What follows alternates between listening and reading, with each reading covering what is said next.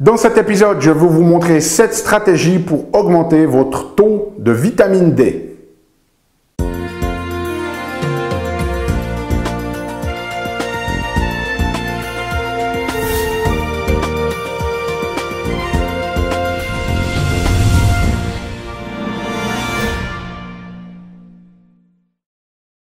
Parce que la vie est bien trop magique pour être petite et que nous avons tous besoin d'une prescription pour grandir en conscience et faire que nos rêves dévorent notre vie. Bonjour, je suis le Dr Yannick Pauli. Bienvenue à un nouvel épisode d'une grande vie où je vous propose chaque semaine de découvrir des stratégies pratiques pour grandir en conscience, qu'elles soient d'ordre physique, émotionnel, psychologique ou spirituel, parce que c'est cette conscience qui est au cœur d'une vie pleinement vécue et de notre évolution en tant qu'être humain. Alors cette semaine, nous allons parler à nouveau de vitamine D.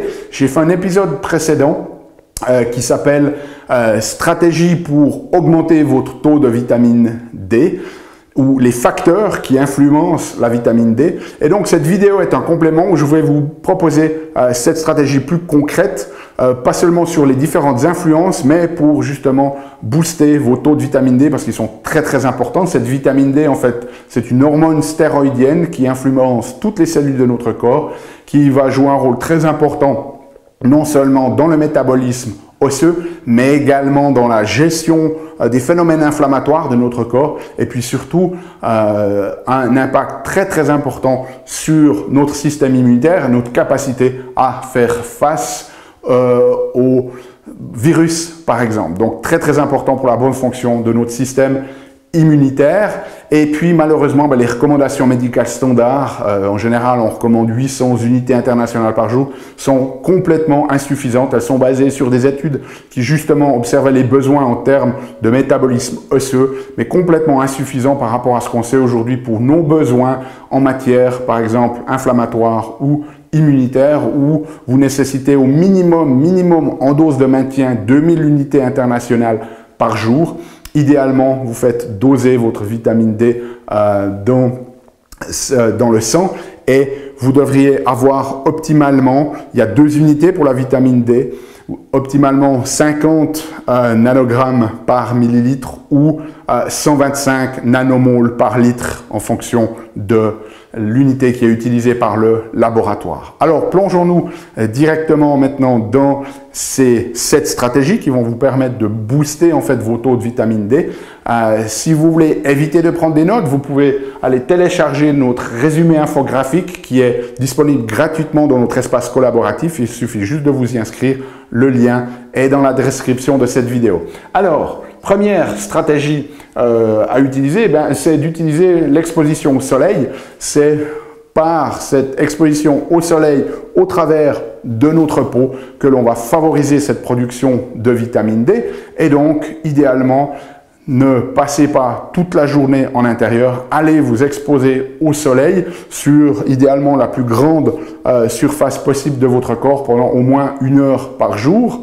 Alors bien évidemment, un caveat ici en été, si vous êtes dehors sur la plage et que le soleil tape à midi, prenez vos précautions. Okay? Mais utilisez régulièrement cette exposition au soleil. Si vous êtes à l'intérieur, n'hésitez pas d'ouvrir la fenêtre, de laisser entrer le soleil, d'aller vous asseoir peut-être un moment vers la fenêtre pour que vous puissiez aussi bénéficier de cette exposition au soleil. Donc minimum 1 heure par jour. Ensuite, deuxième stratégie, c'est de combiner la prise de la vitamine D avec d'autres éléments. La vitamine D, elle est ce qu'on appelle liposoluble, c'est-à-dire qu'elle va être mieux absorbée au travers des graisses. Donc, lorsque vous prenez par exemple une supplémentation en vitamine D, eh bien, consommez-la avec un repas qui est riche en graisse, idéalement en bonne graisse. Et vous pouvez aussi combiner cette vitamine D parce qu'elles ont des fonctions qui vont s'aider l'une l'autre, si vous voulez, avec le magnésium, le zinc et aussi la vitamine K, la vitamine K2 notamment. La vitamine D, elle, va avoir une influence sur le métabolisme du calcium et la vitamine K va aider le corps à ce que ce calcium n'aille pas se déposer dans les tissus où il ne devrait pas. Donc, combinez en fait la prise de vitamine D, votre supplémentation, avec un repas riche en graisse et combinez-le avec la prise de magnésium, de zinc et de vitamine K.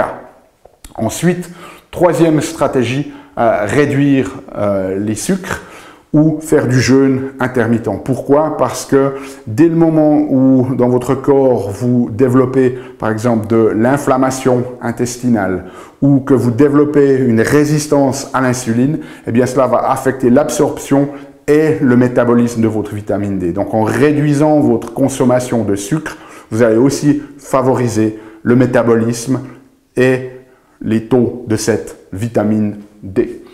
Quatrième élément, augmentez votre consommation de poissons gras ou consommez de l'huile de foie de morue. Elle contient, cette huile de foie de morue, non seulement de la vitamine D, mais aussi de la vitamine A. Et même chose pour les poissons. Donc, une autre stratégie que vous pouvez utiliser, augmenter votre consommation de poissons. Vous allez aussi de là indirectement bénéficier des bienfaits des oméga 3 qui sont riches dans ces poissons. Ensuite, si vous avez des difficultés à faire augmenter vos taux de vitamine D, prenez des formes liquides. Il y a des formes que l'on appelle bio-émulsifiées qui sont beaucoup mieux absorbées par le corps. Et donc, la forme liquide est idéale. La plupart des suppléments sont sous forme liquide, mais si vous avez une supplémentation qui est sous forme de pilule, eh bien, passez à une forme liquide. Ensuite, sixième stratégie, eh bien, si vous avez des problèmes de ce qu'on appelle de polymorphisme génétique, et cela, ça peut se tester. Vos récepteurs, la vitamine D, en fait, c'est une hormone, elle va devoir se lier à des récepteurs sur vos cellules.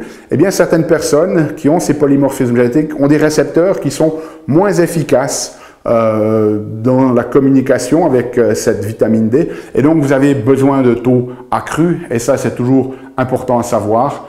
Donc n'hésitez pas, si vous voyez que vous avez de manière régulière ou récurrente une incapacité à maintenir des bons taux de vitamine D dans votre sang, de demander à avoir une évaluation de polymorphisme génétique de votre récepteur de la vitamine D pour pouvoir justement ajuster les doses. Et puis, autre stratégie très importante, c'est d'augmenter la production de bile par votre corps, parce que cette bile, elle va être très importante, notamment pour l'absorption de cette vitamine D. J'ai une vidéo qui explique comment finalement augmenter la production de bile. Vous avez qu'à taper Yannick Pauly, augmenter votre bile dans YouTube et vous allez trouver cette vidéo. Voilà, si vous avez des questions ou des commentaires, vous pouvez les laisser ici ou venir les poser sur notre plateforme collaborative, où vous pourrez aussi télécharger notre résumé infographique et où vous trouverez aussi la transcription de cet épisode. Nous, on se retrouve la semaine prochaine. D'ici là, souvenez-vous, aimez la vie, émerveillez-vous et contribuez chaque jour un petit peu plus.